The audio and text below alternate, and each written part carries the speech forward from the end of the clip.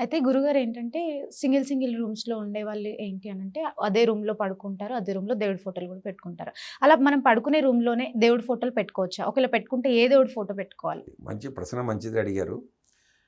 అయితే ఈ పడక గదిలో ఈ దేవుడి ఫోటోలు ఎలాంటివి పెట్టుకోవాలి? ఏవి పెట్టుకోకూడదు? అసలు పడక గదిలో దేవుడి ఫోటోలే ఉండటానికి వీల్లేదు. హ్మ్. పడక గదిలో దేవుడి ఫోటోలు ఉండటానికి వీల్లేదు. గడియారం కూడా ఉండటానికి వీల్లేదు. కాలస్వరూపమైనటువంటి భగవంతుడే ఆ గడియారం కూడా.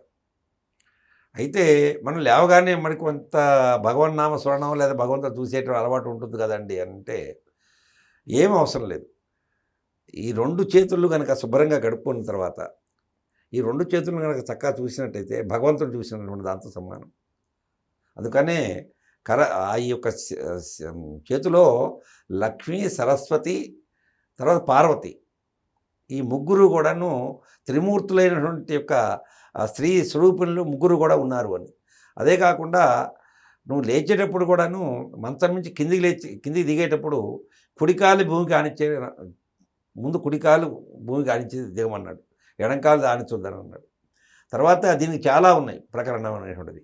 ఇంకొకటి మన ఇంట్లోనైతేనేమో తూర్పు తల పెట్టుకొని పడుకోవాలన్నాడు.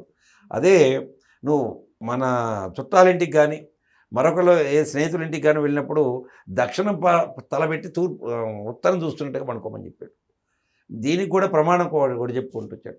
తూర్పు తలబెట్టుకొని పడుకోవటం చేత జ్ఞానవృద్ధి కలుగుతుంది.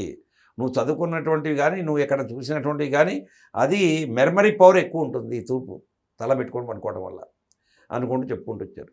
పడగదిలో ఎలాంటి ఒక దేవుని ఫోటోలు గానీ, ఏవి కూడా పెట్టుకోవడానికి వీల్లేదు.